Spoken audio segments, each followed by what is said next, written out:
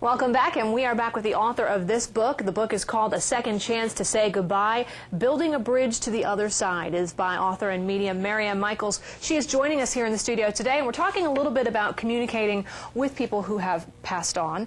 And you actually offer seminars and classes to kind of teach people how to do this. Yes, I do. What I found is when one has lost their loved one and the connection is so strong between them, that the connection doesn't go just because of the death of the physical body. And in a one-day workshop, they do receive messages. One woman felt her husband hold her hand. Another mom felt her daughter actually hug her.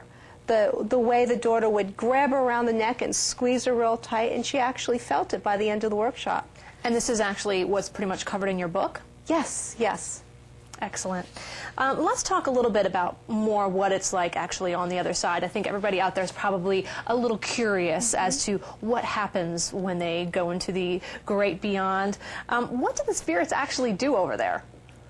Well, they're still progressing their soul. They're still doing something to learn, to understand what lessons that they were supposed to learn on earth that they might not have received. Once they pass over, I believe they go into something called a soul review, I call it. A lot of religions call it a judgment day, but what my spirits have told me, it's more of a soul review.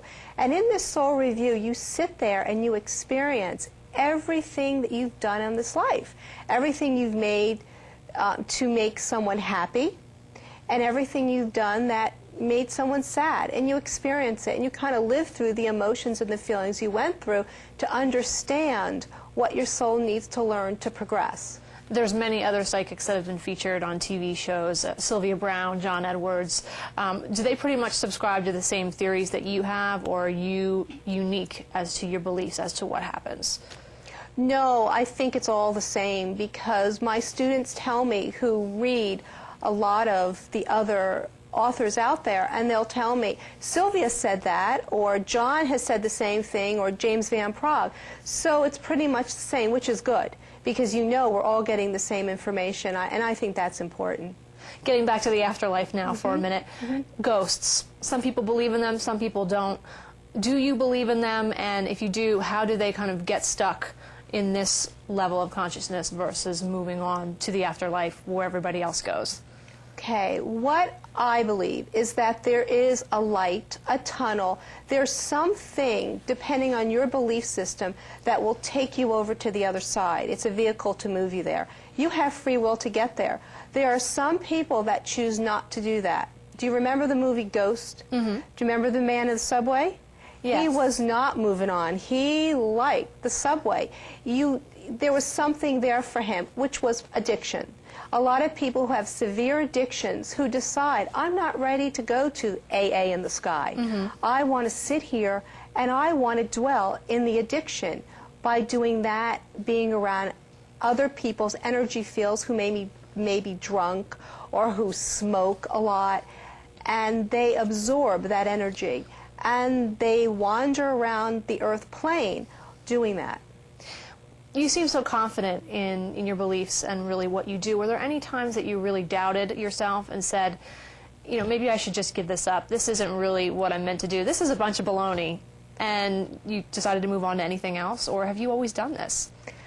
I've went through that hundreds of times. I always doubt it. I always say, why am I doing this? It's so sad when I sit with a group of people who have lost their children.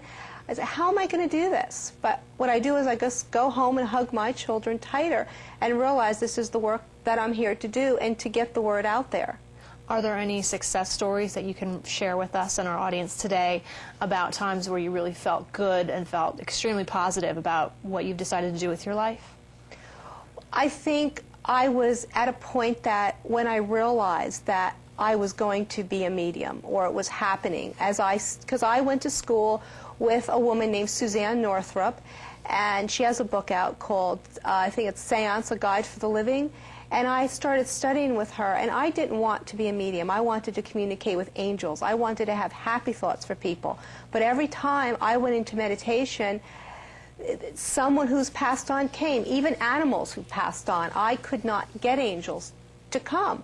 So it was apparent that I was probably going to become a medium if I stayed in this profession. And a woman came to me for a session, and I wanted to find her angel really bad. And about 20 minutes in the session, she started crying, and I said, "What's the matter?" She said, "My child died, and that's why I'm here. I needed some comfort that my child's okay." So I said, "All right, let me look." And usually there's lots of spirits that come around. But in the back, there was a little boy who was about 7 years old who was bald. And I told her, and she said, "Yes, that was my son. He died of leukemia, and he was bald." Not that he was still bald now, but he showed me that image. And she started crying, and she said, "He doesn't come to me. It's been a year. I haven't heard anything from him. I just need to know he's okay." And I asked him, and he said, "Because I don't come to her because I make Mommy cry. I don't want to make Mommy cry. My Mommy used to laugh with me and play with me, and now every time she thinks of me, she just cries. I want her to be happy for me because I'm healed." And I told her this, and she got up and she hugged me, and she said, "I'm not going to cry anymore." And after that, when she walked out, I knew that this was the path that I was supposed to be on. Well, we're almost out of time, but I just want to ask you one more quick question. There's probably folks out there who might not believe what you're saying, who want to doubt you. Why should they believe you? I think when it's their time and when it comes to a point that they need answers, that something happens in their life and they need to grab for a different type of answer, then they'll know. But until they're ready, they shouldn't believe it. They should keep their own belief system. All right, Marianne, thank you so much for being here. Thank you for having me. Good luck to you.